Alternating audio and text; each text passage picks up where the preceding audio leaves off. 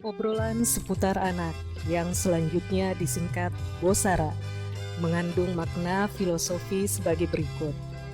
Bosara adalah gambar atau bentuk tudung saji yang dikenal di masyarakat Sulawesi Selatan.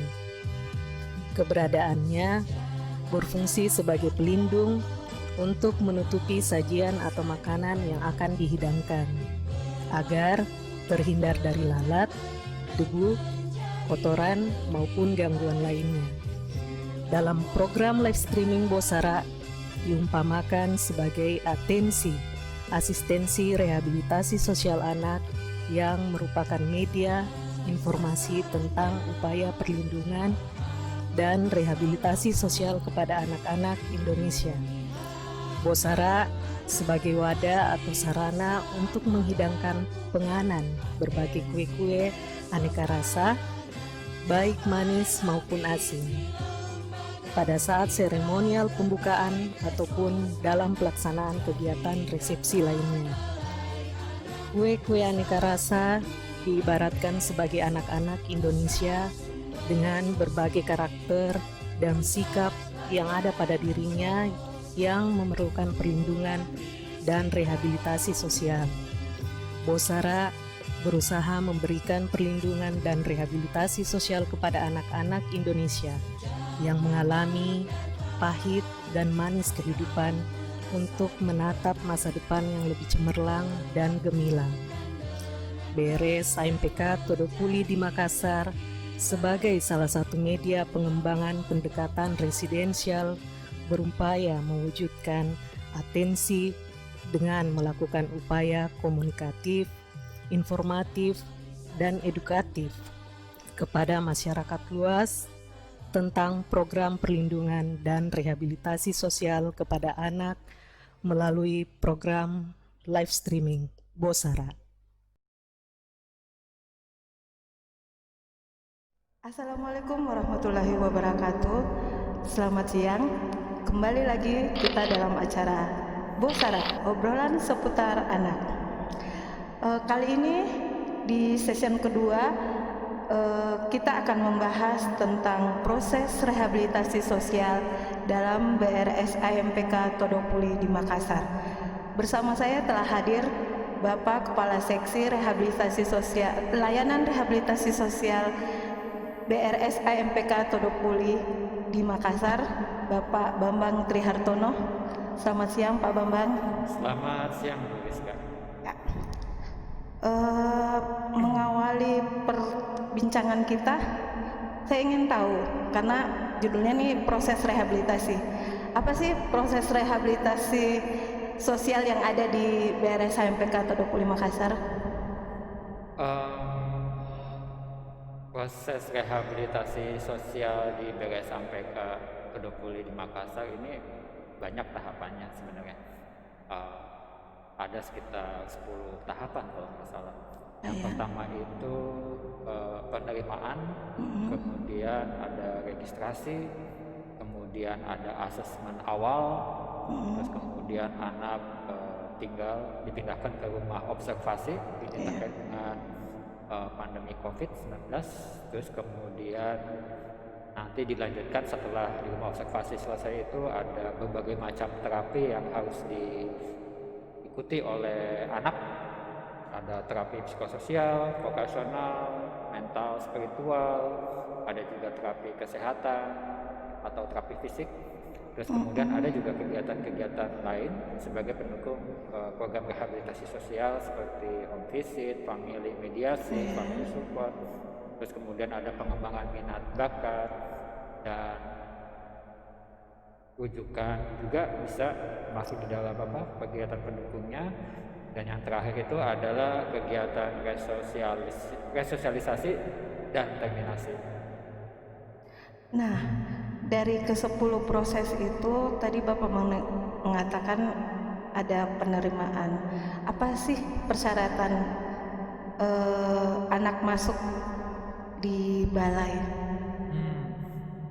Terkait dengan persyaratan yang anak yang akan menjadi penerima pelayanan kesejahteraan sosial dari BSMPK Todopuli, yang paling utama saat ini itu sebenarnya hasil rapid test bagus lagi kalau misalnya ada hasil swabnya Iya. gitu. Nah, kemudian nanti ada pemeriksaan kesehatan di mana suhu tubuh anak juga diperiksa, itu harus di bawah 37 derajat Celcius. Terus kemudian persyaratan administrasi lainnya, pertama itu perlu kami memerlukan surat penitipan dari kepolisian Ya. atau kejaksaan atau petikan putusan dari pengadilan. Kemudian ada laporan sosial dari dinas sosial biasanya rujukannya. Kemudian ada hasil litmas dari PK Bapas. Terus juga yang tidak kalah penting adalah fotokopi akte kelahiran. Iya. Oh, harus itu ya. Wajib, dan kartu keluarga, karena ini penting. Nomor induk kependudukan anak ini menjadi persyaratan utama sebenarnya pencatatan anak untuk mendapatkan pelayanan. Itu yang paling penting. Iya. Nah, sekarang kita lanjut lagi terkait tadi Bapak mengatakan assessment. Nah, assessment apa saja sih yang dilakukan oleh pihak balai terhadap anak dalam proses assessment ini? Asesmen, wah ini banyak sebenarnya. Ini tergantung dari kondisi kebutuhan anak sebenarnya. Iya. Tapi bukan sebagian besar. Kalau dikategorikan dalam pelayanan rehabilitasi yang kita berikan itu dibagi 3 sebenarnya. Ada asesmen sosial, ini yang dilakukan oleh para pekerja sosial. Dia meliputi asesmen tentang kondisi biologis, psikososial, sosial, dan spiritual dari anak. Ini mencakup juga dengan asesmen tentang latar belakang keluarga, latar belakang kehidupan anak, dan ini juga mencakup asesmen kriminogenik, kebutuhan kriminogenik. Itu artinya asesmen kapan ketika anak mulai melakukan pelanggaran hukum. Tapi biasanya asesmen kriminogenik ini hanya untuk anak-anak yang berhadapan dengan hukum, terutama pelaku. Selain itu juga ada asesmen kesehatan, ini dilakukan oleh para perawat dan dokter yang dilakukan di balai. Terus kemudian juga ada asesmen psikologis, ini dilakukan oleh psikologis klinis anak. Cukup banyak juga ya Pak yang dilakukan balai. Banyak banget sebenarnya. Itu yang sebenarnya menjadikan titik penting sebenarnya pelayanan rehabilitasi kita. Tanpa asesmen yang mendetail, tanpa asesmen yang komprehensif, yang benar-benar memetakan apa kebutuhan anak, maka pelayanan rehabilitasi kita nggak akan pernah dilakukan dengan tepat gitu. Jadi itu yang paling penting sebenarnya, asesmennya. Oh iya. Nah, tadi Bapak telah menjelaskan tentang proses penerimaan asesmen, dan tadi juga saya sempat mendengar ada rumah observasi. Nah, untuk anak yang ditempatkan di rumah observasi ini, apa saja sih kegiatannya? Untuk anak yang ditempatkan di observasi, ini terkait juga sebenarnya dengan tahapan pelayanan rehabsos. Itu dalam posisi orientasi sebenarnya. Nah, di tahapan ini anak-anak itu selama 14 hari akan diobservasi perilakunya, termasuk juga kondisi kesehatannya terkait dengan COVID. Meskipun anak telah membawa tes rapid misalnya, itu tetap diperhatikan selama 14 minggu, dicek secara berkala oleh petugas apakah suhu badannya mengalami kenaikan atau ada gejala-gejala seperti batuk, demam, atau gejala-gejala yang terkait dengan COVID gitu. Dan selain itu, kegiatan-kegiatan yang dilakukan di rumah observasi ini adalah terapi psikososial. Terus kemudian ada asesmen lanjutan yang tadi saya sampaikan tentang kebutuhan kriminogeniknya, tergantung kebutuhan anaknya. Terus kemudian kalau misalnya anaknya dulunya pernah konsumsi narkoba, atau misalnya sebelum masuk ke balai anak suka merokok misalnya, kita nanti akan mengasesmen setingkat kecanduannya seperti apa sih sebenarnya gitu. Jadi itu juga menjadi perhatian. Terus kemudian ada kegiatan-kegiatan mandiri seperti membaca sebenarnya lebih banyak. Jadi salah satu program di Balai Todopuli ini juga mengedepankan melatih kemampuan literasi anak-anak. Nah, Nah, jadi anak-anak selama di ruang observasi disediakan berbagai macam buku yang bisa dibaca. Iya. Kemudian nanti para petugas akan mendampingi, kemudian mengajak diskusi sebenarnya dengan anak-anaknya. Oke, tadi Pak Bambang mengatakan kita lagi membahas nih proses rehabilitasi sosial di BRSAMPK. Tapi tadi saya sedikit menangkap nih, Bapak mengatakan tahapan rehabilitasi sosial. Memang berbeda tuh Pak antara proses rehabilitasi sosial dan tahapan rehabilitasi sosial. Oh iya, itu berbeda sebenarnya. Kalau prosesnya itu mencakup langkah-langkah terkait dengan kegiatan secara administratif sebenarnya. Itu mulai penerimaan, registrasi, kemudian menyusun rencana intervensi, kemudian nanti ada intervensinya gitu.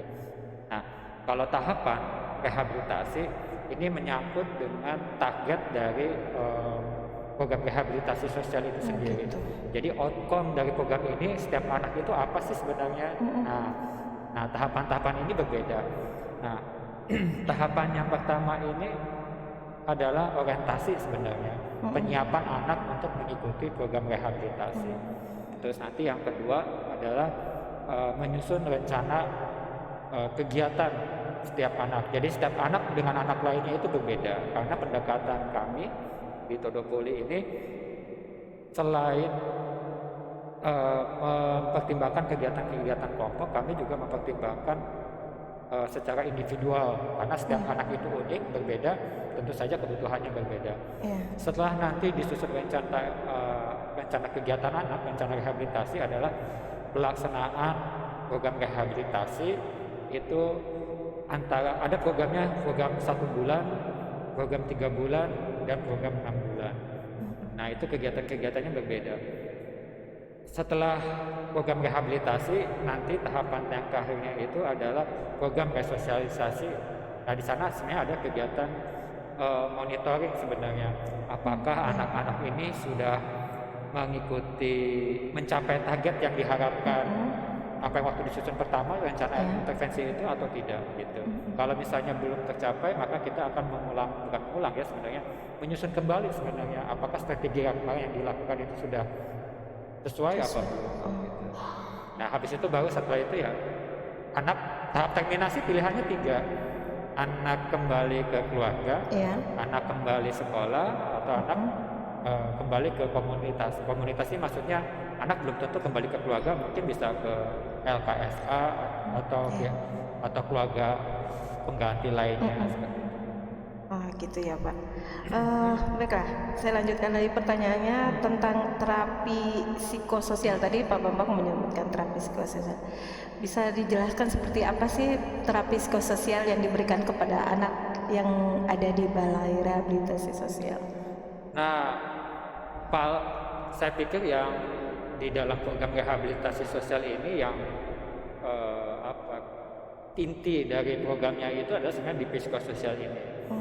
Jadi kami mempercayai bahwa anak-anak yang, ambil contoh misalnya anak-anak yang berhadapan hukum, mereka dikirim ke balai, itu kami mencoba untuk melihat apa yang membuat anak-anak itu dikirim ke sini. Pasti ada alasannya, ada sejarahnya, ada riwayatnya sehingga anak mengalami kondisi seperti itu sehingga dikirim. Nah, selain itu mempengaruhi kondisi anak, pengaruh lingkungan itu kan banyak pengaruh ke anak. Nah, kita mencoba untuk melakukan intervensi, menghubungkan bagaimana memberikan penanganan terhadap anak juga terhadap lingkungannya. Maka dikatakannya psikososial di situ sebenarnya. Nah, bentuk-bentuknya macam-macam. Ada wisata outbound, rekreasi gitu. Kemudian ada juga kelas-kelas literasi. Kemudian ada bimbingan dan konseling. Kemudian juga ada terapi keluarga. Ada juga bimbingan kelompok, ada dinamika kelompok juga. Macam-macam, banyak sebenarnya kegiatannya.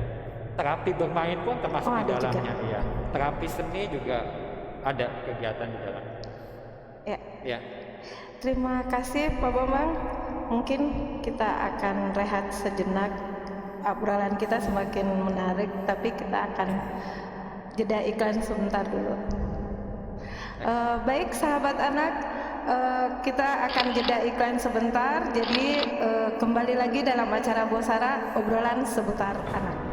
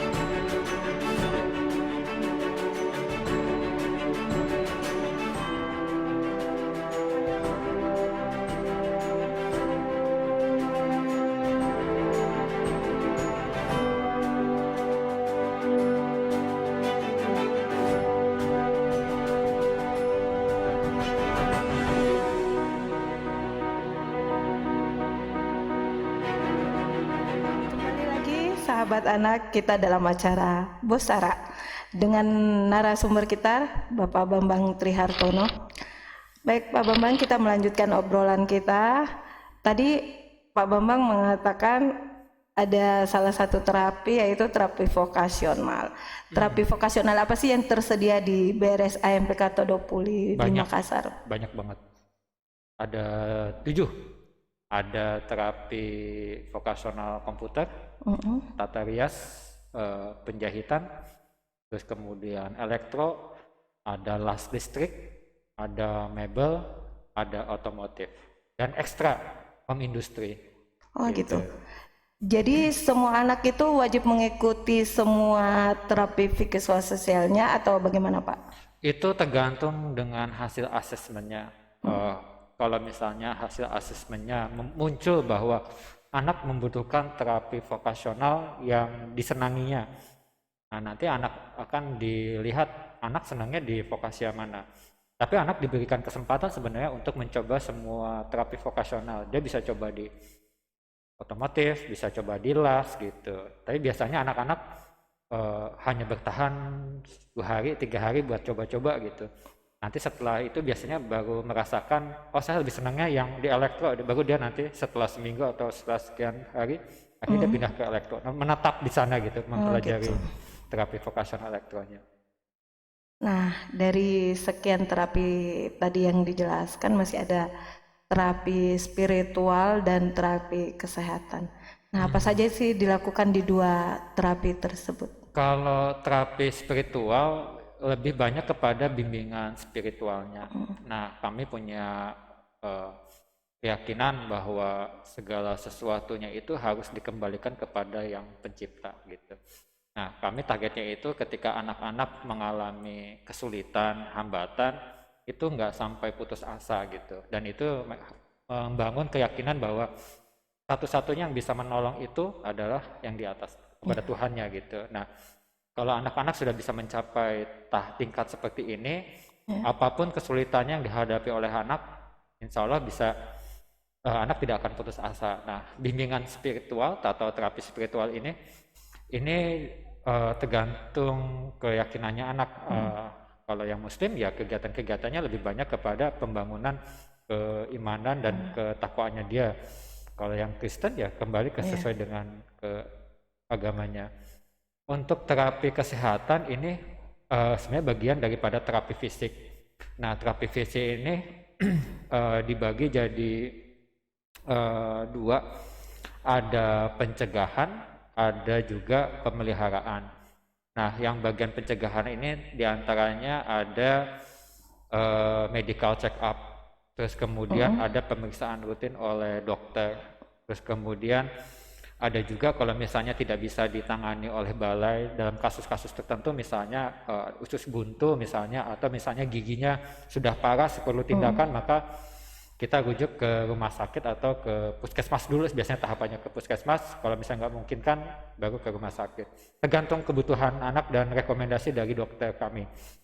Untuk yang pemeliharaan, nanti kalau misalnya anak-anak misalnya mengalami cedera fisik atau luka, itu dirawat oleh perawat-perawat kami. Bahkan kalau misalnya anak-anak mengalami, ambil contoh misalnya dislokasi tulang, atau misalnya tulangnya fraktur patah tulang misalnya, setelah mendapatkan penanganan di rumah sakit kemudian kembali ke balai, nanti ada pemeliharaan terapi fisiknya. Kami nggak punya psikoterapis, tapi kami bisa mengundang untuk seorang psikoterapis untuk datang memberikan layanan di dalam balai. Nah, dalam mendukung proses rehabilitasi sosial anak tentunya tidak hanya mengandalkan terapi yang telah Bapak jelaskan tadi. Nah, apa saja yang dilakukan BRS AMP Katodopuli dalam proses rehabilitasi selain terapi tadi?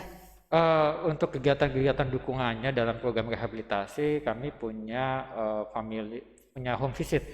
Artinya petugas-petugas kami itu berkunjung kepada keluarga.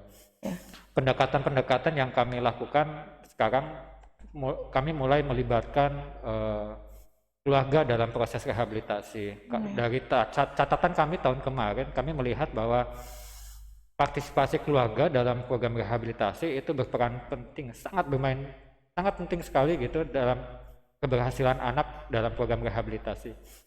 Keluarga-keluarga yang mendukung kegiatan rehabilitasi berkomunikasi dengan intensif dengan para petugas, kemudian menyusun rencana kegiatan bersama petugas, itu sangat membantu anak untuk tetap fokus dalam program rehabilitasi. Dan itu juga memberikan kemudahan bagi anak ketika kembali ke keluarga. Karena kebiasaan-kebiasaan baik yang dibawa dari balai itu juga diketahui oleh keluarga, dan keluarga bisa mendampingi itu. Nah, home visit ini sangat penting jika petugas-petugas kami itu mengumpulkan informasi tentang apa sih sebenarnya yang terjadi dalam keluarga gitu kan. Jadi ketika rehabilitasi itu tidak hanya anak-anak yang ada aja di sini gitu, tapi keluarga juga harus mengetahui apa yang terjadi dan siap untuk menerima kembali anak. Nah, di sana juga ada family mediasi. Nah, family mediasi ini anak-anak yang dirujuk ke sini berdasarkan catatan-catatan pekerja sosial dan teman-teman petugas lainnya, petugas rehabilitasi lainnya, di dalam keluarga mereka ada permasalahan yang tidak tuntas gitu. Dan ini perlu dibantu diselesaikan gitu. Nah, dengan family mediasi ini kita menghubungkan keluarga, anak duduk bersama, mengikuti bimbingan dan konsultasi oleh para petugas, kemudian dicari titik temunya gitu. Apa sih permasalahannya? Maunya orang tua seperti apa? Maunya anak itu sepertinya apa? Nah, kita coba cari titik tengahnya harus seperti apa sebenarnya. Nah, yang terakhir juga ada juga pengembangan minat dan bakat. Jadi anak-anak di sini kami juga ada kegiatan-kegiatan minat seperti olahraga, musik, seni gitu, itu dicoba kami fasilitasi. Anak-anak yang senang dengan musik, kami memiliki studio dengan pembimbing musiknya. Anak bisa bermain musik di jam-jam tertentu yang disediakan, bahkan juga diberikan kesempatan untuk manggung di luar dengan dampingan petugas tentunya. Anak-anak yang berminat dengan olahraga fisik misalnya futsal, kami panggilkan instrukturnya untuk berlatih futsal. Jadi disesuaikan dengan kebutuhan dan minatnya anak. Jadi dalam proses rehabilitasi ini tidak saja hanya anaknya, tapi balai juga menyentuh keluarganya. Betul. Gitu. Nah, untuk anak yang ada di balai ini saat ini, berapa lama sih range waktunya ketika dia datang sampai dia selesai? Nah, untuk anak-anak yang rujukan dari APH, misalnya putusan pengadilan, rata-rata yang saya baca itu mulai 3 bulan sampai 14 bulan. Nah, tapi karena lembaga kita ini adalah lembaga pelayanan kesejahteraan sosial dan targetnya itu adalah rehabilitasi sosial yaitu perubahan perilaku, kami tidak melihat berdasarkan berapa lama putusannya itu di sini. Karena kita adalah rehabilitasi, yang jadi kita lihat adalah sejauh mana perubahan anak itu dan sejauh mana orang tua keluarga siap untuk menerima kembali anak. Nah, walaupun putusan pengadilan misalnya dikirim ke LPKS ke sini ke Barisan PK Todopuli selama 10 bulan untuk mengikuti pembinaan atau pelatihan kerja misalnya, kalau dalam waktu 3 bulan atau 5 bulan setengah dari itu anak sudah mencapai target-target yang disepakati bersama oleh keluarga, pekerja sosial kami dan anak, itu bisa pulang lebih awal, tapi tetap dalam pemantauan, dan itu disupport dengan pertemuan antara keluarga, petugas melalui case conference, pembahasan masalah secara baik internal maupun eksternal, dan ini melibatkan PK Bapas. Nah, itu yang dilakukan sebelum anak dilepas ke keluarga ya? Itu bagian dari proses reintegrasi anak. Jadi anak ketika sudah tahu sebenarnya akan pulang dalam jangka waktu misalnya 10 bulan. Dalam jangka waktu 10 bulan itu sudah disiapkan sebenarnya kapan dia akan mau pulang. Keluarga juga sudah disiapkan. Dan pelibatan stakeholder seperti pembimbing kemasyarakatan Bapas, Balai Pemasyarakatan itu dilibatkan. Perujuk dari dinas sosial misalnya dilibatkan. Psikolog juga dilibatkan. Jadi tergantung kebutuhan anak, tergantung permasalahan anak, itu tergantung nanti siapa yang akan diundang untuk duduk bersama memikirkan solusi yang terbaik untuk anak. Gitu ya. Oke. Nah, kita telah panjang lebar membicarakan proses rehabilitasi yang ada di BRS AMPK Todopuli. Nah, untuk waktu juga kita dibatasi waktu, Pak Bambang. Nah, terakhir saya ingin mendengar closing statement dari Pak Bambang. Terakhir, yang membedakan kami dengan balai-balai lainnya itu kita memiliki target outcome sebenarnya 3. Kehidupan yang lebih baik, pendidikan yang lebih baik, dan social life skill. Itu sebenarnya outcome yang kami kejar. Kenapa kehidupan yang lebih baik? Karena setiap anak dan keluarga punya kebutuhan dan permasalahan berbeda. Antara satu anak dengan anak lain dan keluarga berbeda. Jadi kita mengharapkan ketika anak setelah selesai dari balai ini pulang ke rumah, mereka punya kehidupan yang lebih baik. Ambil contoh misalnya ketika anak sebelum masuk ke balai memiliki permasalahan dengan orang tua, mereka benci dengan orang tua, mereka tidak suka, mereka mendapatkan kehidupan yang lebih baik dengan memulai komunikasi yang lebih baik, efektif dengan orang tua. Orang tua juga memiliki pola parenting yang lebih baik lagi.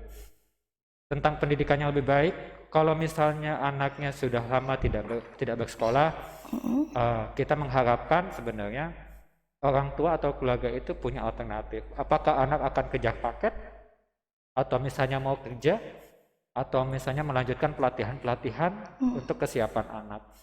Dan yang terakhir, social life skill.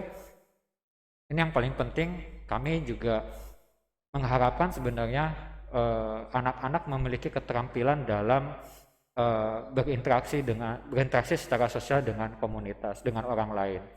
Dan ini yang dilatih sebenarnya di anak-anak.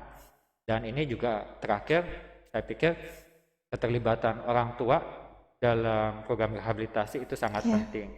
Tanpa dukungan orang tua, program rehabilitasi anak itu sulit tercapai. Ketika anak misalnya di dalam balai bisa mencapai targetnya, perilakunya sudah berubah, tapi tidak mendapatkan dukungan dari orang tua ketika di rumah, masih memperoleh stigma dari tetangga, dari keluarga juga, kamu ini, saya yakin anak akan kembali